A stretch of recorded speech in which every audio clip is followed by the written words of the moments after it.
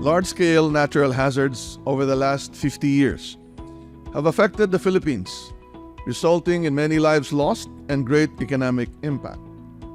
The 2009 tropical cyclone Ondoy, which caused flooding in Metro Manila and the surrounding provinces of Laguna and Rizal, as Laguna Lake was flooded. Close to 1,000 people died. The 2013 Super Typhoon Yolanda that caused storm surges over eastern Visayas that killed thousands, maybe close to 10,000 people lost their lives. Pinakamatindi is yung Typhoon Glenda, which happened last 2014. Yun kasi po yung nakaranas yung bayan namin na halos isang buwan na wala po kaming kuryente. Ang mga communication channels po naputol dahil nga po mga na-damage din yung mga telco lines. Mano-mano talaga ang pagko-collect ng data noon dahil napaka-limited po ng resources namin to avail advanced technologies. Today, you are presented with a platform that showcase applications and capacities born out of science, experience, and collaboration for the benefit not only of your organizations, but most importantly, our kababayans, our fellow Filipinos. PlanSmart is one of the innovations that would help us recover faster after a disaster strikes. Creating plans requires so much effort. That is why PHIVOLCS, along with OCD and World Bank, developed this tool that can systematically generate a rehabilitation and recovery plan using science-based data and calculation tools through the Juris platform. One of my key takeaways na dun sabi ni Sec Solidum na rehab and recovery planning, you have to take it as if you are going into war. So kailangan lagi kang handa sa laban. I-utilize namin para mas ma-fast track lagi yung pagpaplano. Kasi nga, hindi lang naman siya for recovery and rehabilitation eh.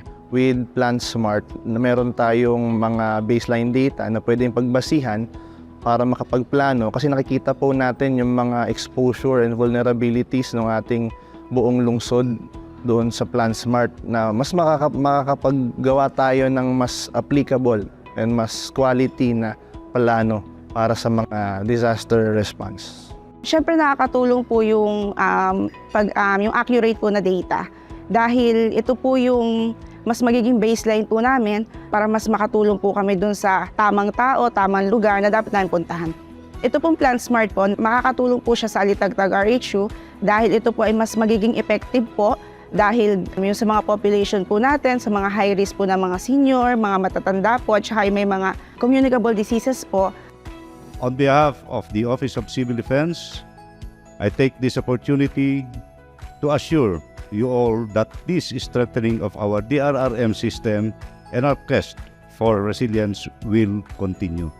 The World Bank, together with the Global Facility for Disaster Rehabilitation and Recovery, staunchly supports the Philippine government as it builds this culture of preparedness and resilience. We reaffirm our commitment to the government partners as we continue to innovate and develop tools to help prepare for disasters even before they happen. I think we all have to thank the DOST and the World Bank for underwriting PlanSmart as a very important down payment.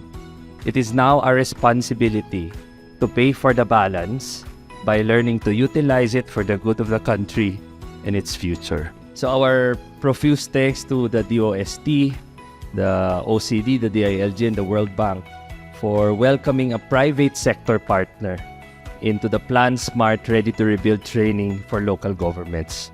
I encourage our LGU participants to maximize the use of the PlanSmart application as you determine and implement appropriate strategies and interventions towards all aspects of disaster risk management.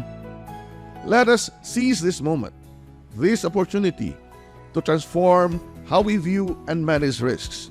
Together, through solidarity and partnerships, we can tackle the common risks that threaten us.